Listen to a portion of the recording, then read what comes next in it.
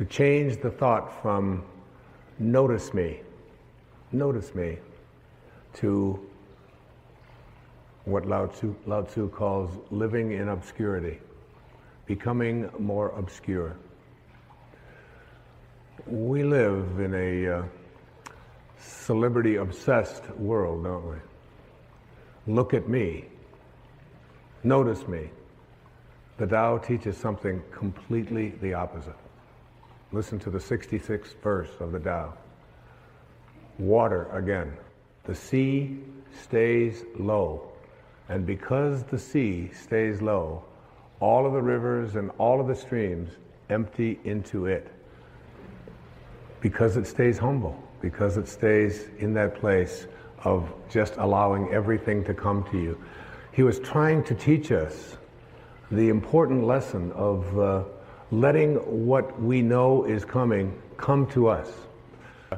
Verse 66 of the Tao. Why is the sea king of 100 streams? Because it lies below them. Humility gives it its power. That's a very important principle to understand, and I live on the ocean, right next to it. It's my front yard. And always I watch it to learn something from this thing called the ocean, which is the most powerful source of life that we have on the planet. Without it, there's no life on this planet. And because it stays low, so what does this have to say to us? Do you have the capacity to get past that ego need to always be saying, notice me, look how important I am? I mean, there's been a proliferation of this lately with this celebrity silly stuff, isn't it? I mean, CNN is doing, full hour shows on silly little things about what happened to this particular celebrity or what happened to that celebrity, and the celebrity's never even done anything. And there's all of this talk about it. And all of the new magazines. I mean, and you go through an airport and you look on the newsstand and all the same photos, just with different magazines. I don't even know what the names of all of them are, but there's like this huge market now that we have for people to get into a state of notice me, notice me, notice me. And how much do we train our young people, particularly in our schools and so on, that the one who is the star is the one who gets the most attention. The one who is the most important and the most valuable is the one that has the most people liking them and so on. This constant obsession with needing to be noticed. When in fact, what I have found for myself is the happiest moments of my life are when I can do it low and slow and not have anybody out there even know what I'm doing. To be able to, Louise never would have advertised the fact of some of the things I talk about with her generosity. She does it anonymously. It's almost always done in those ways. No, look at me, look and notice me, how important I am, and so on. So much to learn from that kind of wisdom, from that kind of inner connection to the Tao, the ability and the willingness to do it anonymously, to say that you can just get done almost anything that you want to get done if you don't become obsessed with taking credit for it. In the 36th verse of the Tao Te Ching, it says, the gentle outlast the strong, the obscure outlast the obvious.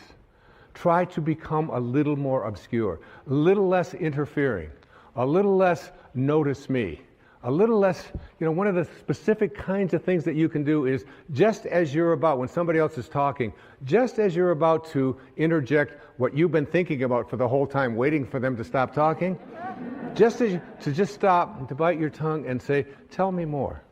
Or, that's very interesting. I have never heard that point of view before. Even if they totally, completely disagree with everything that you stand for, to be willing to listen, to be able to stop. Practice it. I practiced it when I did these verses of the Tao. I practiced it every single day while I was working on that. Just staying obscure. And for me, that's not always so easy because of just being recognized wherever I go. And if I saw someone who was about to recognize me, I would just put my head down. I would just walk a little bit past them like something. Right now, I just want to be anonymous. Right now, I want to be obscure. The Tao says, storms always end. Verse 23, Fierce winds don't blow all morning. A downpour of rain doesn't last all day. Who does this? Heaven and earth. You're already connected to everything you want or need. It will come to you at the exact perfect time, as the rivers and the streams come to the ocean at the perfect time and place. You gotta trust. You gotta know it's going to come to you. You don't have to chase after it. You can become a little less obsessed with your ego and your self-importance and who you are and what you've done, and you can get so much more done. And you know what? It's the most peaceful and sweet, delicious way. It's like the song that Cecilia was singing about the rose. Thank you so much, and God bless you. Thank you. The softer you are, the less rigid you are, the more flexible you are as a person, the more you can accomplish. And this is a great way to practice in parenting as well. And this idea that a rigid thought, how many times have you heard this idea that if I tell you something, I'm going to stay consistent with it? We have a set of rules, these are the rules, and we'll do it this way. In the Tao it says the more rules you make, the more rule breakers you create. It's true. The more rules you have in your house about how everything has to go. We had in our house, my wife would have a big jar of M&Ms. Peanuts, you know, all these different multicolored ones. And the kids in our house, because we didn't feed them sugar and we didn't give them sodas and stuff like that. So they were just more like a decoration. Every once in a while someone would take them. They'd hardly ever be replaced. Now when we had kids come over to our house who weren't ever allowed to have such horrible things, you should have seen their behavior. You know, they would scoop them up, they'd be putting them in their pockets, and they'd get their purses, and they'd open it up, and, you know, the whole thing would be empty. I said, what are you doing? He said, well, you mean you could just have these whenever you want them? I said, well, we don't really have any rules about that. It's just, it's not something that we encourage or discourage. It's just there. It's like Emerson had a wonderful line. He said, a foolish consistency is the hobgoblin of little minds. A foolish consistency, a rigid consistency. So that there are many people who will say, if I say it on Monday, you can be absolutely certain that on Wednesday, I'm going to believe the same thing, regardless of what might happen on Tuesday. Now, Tuesday might have something real that you might want to be changing your mind. You might want to say, you know, I thought that this time, but now I've seen this, and now we can shift. And you can see how this can become and so much about the Tao is on leadership. Leadership in the family, leadership in the community, leadership geopolitically. Less rigidity, more openness, more willingness to listen and say, I changed my mind. Because a foolish consistency is the hobgoblin of little minds. And what I believed on Wednesday has changed because of what happened on Tuesday.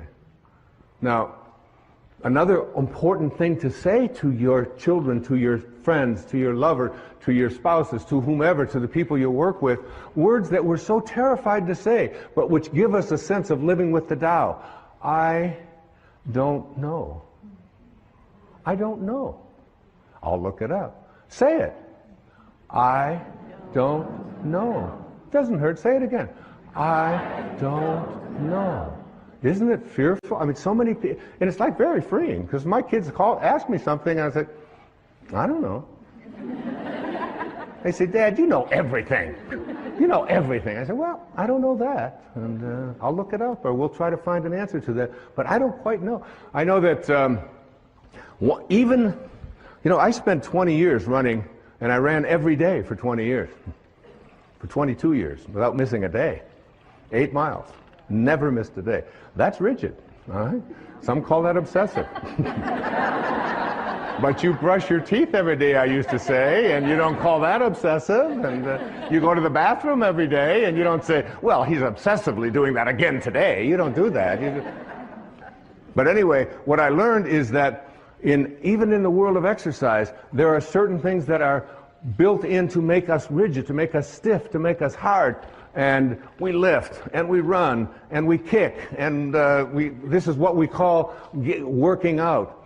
There's another kind of working out that is ancient. It goes back to the time of Lao Tzu and before, which is called yoga. And yoga means union. It means union with your source. And when you do yoga, you can stay in the same place. You can do the equivalent of 8 miles. When I used to run 8 miles, I had to run 4 miles that way, turn around, 4 miles back. And I'd be sweating. Now I can do yoga, and I can just stand in one place. And in 90 minutes, by being supple, by making myself stretch, by not being hard and rigid, I can get that out there, I can get that leg up, I can do these kinds of things, and 90 minutes later, it's like I'm totally sweating, and I feel so different. I used to, when I would go out at night to eat or something, after running so many miles, running marathons and doing those things, I'd go to get up and it would be, okay, it's going to take a little while, right? Because everything was still like that. That doesn't happen anymore because I've given up hard. I've given up being rigid and substituted it for being supple, for being flexible, for living a life in which I don't have to always be so fierce. Listen to this verse of the Tao Te Ching. It's one of my all-time favorites, verse number 76. A man is born gentle and weak. At his death, he becomes hard and stiff. All things, including the grass and the trees, are soft and pliable in life, dry and brittle in death. Stiffness is thus a companion in death. Flexibility is a companion in life. And it's not just for how you exercise, it's how you think, how you think. How would we think and act in daily life if we were truly aware of our divine essence? Obviously, there wouldn't be room to reproach yourself because we wouldn't doubt our abilities. In fact, we'd never look in the mirror and feel anything but love and appreciation. We'd see ourselves as fully capable of attracting all we desire. We'd treat our body with reverence and care, giving thanks for its divine design. We'd celebrate every thought we have, knowing its divine origin, and we'd become aware of our enormous talents and be awed by all that we are. We need to encourage the awareness of our magnificence in every regard. When that awareness has been reawakened, the seedlings of inspiration will begin blossoming. Here's a way of expressing these fundamental truths offered by the writings of the Baha'i Faith. This most great, this fathomless and surging ocean is near, astonishingly near, unto you. Behold, it is closer to you than your life vein. Swift as the twinkling of an eye you can, if you but wish it, reach and partake of this imperishable favor, this God-given grace, this incorruptible gift, this most potent and unspeakably glorious bounty. There's no way to be in spirit without a changed awareness. So when we accomplish this, we give ourselves the gift of moving from being flawed, limited, lacking, and imperfect to being completely comfortable with our magnificence.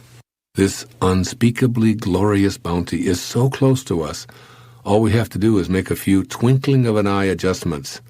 So why not begin right now? Here are 3 of the most obvious and important changes in awareness that you can make. 1. Changing the awareness of our magnificent talents and abilities. I want to emphasize an extremely important point. I'm not talking about self-esteem here, nor am I referring to levels of confidence. Rather, I'm saying that we need to keep the important question, who am I, in the forefront of our mind.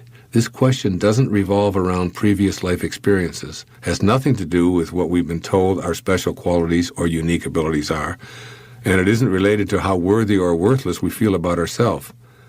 It has to do with a simple truth.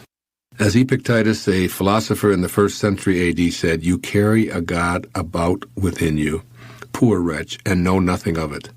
Just like Epictetus, who was born into slavery yet became one of our most profound teachers, we came into this world with an inexhaustible supply of talent. Our abilities are as limitless as God's are, because we're a distinct portion of the essence of Him. And there's an infallible way to begin entertaining those abilities and creating as He does. that way is to become aware that anything that excites us is a clue that we have the ability to pursue it. Anything that truly intrigues us is evidence of a divine, albeit latent, talent that's signaling our awareness. Having an interest in something is the clue to a thought that's connected to our calling. That thought is a vibration of energy in this vast universe. If something really appeals to us and we feel excited but perceive ourselves as devoid of the talent we think is necessary, it's probably an even higher vibration. Anything that's causing excitement within us is evidence of a spirit message that's saying, you can do this. Yes, you can. If we react to this message with anything other than, you're correct, I can do this, I have the ability to do it, then we've selected the vibration of resistance and ignored the vibration of excitement and interest that spoke to us. Our thoughts about who we are, what excites us, and what we feel called to be and do are all divinely inspired and come with whatever guidance and assistance we'll need to actualize these goals. The decision at this point is, are we willing to listen to these divine thoughts that pique our interest, or do we go on listening to the false self that's made us what Epictetus called a poor wretch? Rather than case studies of which I have only second-hand knowledge, I'm going to use some examples from my own life that illustrate listening to the false self. My background would appear to be an unlikely one for what I'm calling magnificence. Here's what it would look like on paper. Fathered by an alcoholic who abandoned his 3 children, childhood years spent in foster homes, a classic underachiever, educated in public schools, grew up at the low end of the socioeconomic scale, no financial advantages, no examples of or ambitions for higher education, 4 years as an enlisted man in the United States Navy, admitted to a university on a provisional acceptance at the age of 22 due to lower than average grades in high school, worked his way through 3 advanced degrees by being a cashier and a stock boy in a grocery store in Detroit. This isn't exactly what you'd call a prescription for becoming the best-selling author of 28 books and a successful public speaker. I couldn't begin to tell you how many teachers of creative writing and speech gave me low grades for my efforts in these fields. All I can say for certain is that I've always had a knowing about my interest in writing, have always been excited by the prospect of entertaining and informing an audience, any audience. By all of the accepted standards, I didn't have any writing ability. What I did have, and still do, was an interest and a passion for writing. It inspired and thrilled me, and I simply loved it. From the perspective of inspiration, I had the ability to do it, and that's all I needed to know.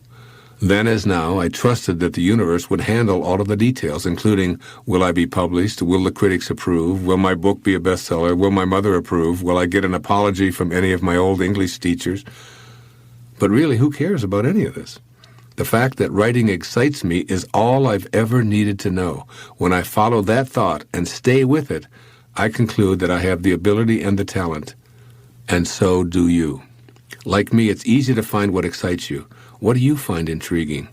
Does learning yoga and becoming an instructor interest you? Then you have your answer. The issue isn't about ability, it's about being matched up in spirit with your current thoughts and behaviors. Line by Albert Einstein, when he was talking to his students about trying to solve mathematical problems and equations. He said, you can't ever solve a problem with the same mind that created it.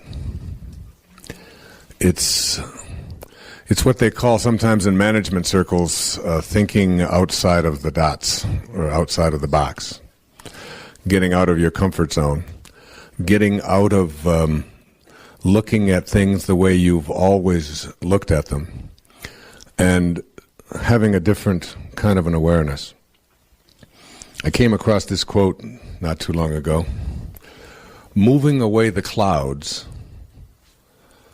does not make the sunshine. It merely reveals what was hidden all along. The sunshine, the sun is always there. And you don't make it shine by just taking things away. There's something inside all of us that is hidden. And it's the ability to, I call it rewriting our agreement with reality. It requires a new kind of awareness, a willingness, if you will, to see yourself as potentially capable of virtually anything. I've always loved the observation from the New Testament of Jesus, that even the least among you can do all that I have done and even greater things. That within each and every one of us there is this ability to be healers. There's this ability to be able to manifest and attract anything into our lives that we put our attention on. There's this ability to live at such a high level of consciousness that we can transcend our bodies. My internal wiring has always been one of whatever it is that I've got in my life as a problem, that I have to take responsibility for it, but I also have the capacity to be able to change it. And not only to change around what it is that is not working for me, but also to change around what I have been attracting into my life. I think it begins with this whole idea of being inspired. I've always liked that word, inspired, inspiration, because its origin is in spirit. And then the opposite word is being informed. And so when you're in form, in the physical world, when you're in form, you get information. You get lots of information. And this is what we call the information age, right? So there's no shortage of information. They say that on a little chip the size of your thumbnail, we can put the names and addresses of everybody in the United States and Canada on a little chip the size of your thumbnail. That's really more information, I think, than we need. What we are doing is we are moving from the age of information to the age of inspiration, I believe. And as we move into the age of inspiration, where collectively mankind is beginning to have a collective capacity to be able to think thoughts which empower us rather than which weaken us, which, according to Hawkins' research, up until about 1985 or 1986, collectively, mankind's collective thoughts always produced that which weakens us. And now, in the last few years, we have moved above the level where man's collective consciousness is at least at a place where collectively we are empowering ourselves rather than using force. And as we move into the world of inspiration, we have to understand what that means. And Patanjali had a wonderful observation. I wrote about it in Wisdom of the Ages. He said, when you are inspired, that is, in spirit, and remember, it is in the world of spirit, it is in the world of thoughts where we change, where we go to the place where we create anything we want for ourselves in our lives. So that remembering here, the theme is that you can't solve any problem that you might have in your life with the same mind that created it. So you're moving into a place now called spirit. That which is seen hath not come from that which doth appear. We're moving into the world of the invisible now. When you are inspired, and think about the moments in your life when you've had the most inspiration, inspirado. You lose any touch of fatigue. I have gone and been inspired at moments in my life when I have written for almost 24 straight hours without stopping, without eating, without thinking about sleep. I just got into one of those modes, what we call a zone sometimes, where everything just flowed. When you are in that place, you transcend everything. And you don't worry about whether people are going to call you or not call you. You don't worry about your children. You don't worry about being sick. You don't think about the cold that you might have. You don't think about being tired and how much sleep you'll need. When you're inspired, you're in spirit. When you're in spirit, you're connected to your source. And now what you're doing is you're moving out of the mindset of inform or information, which is where all problems occur in the world of the physical, and you're shifting into the world of spirit.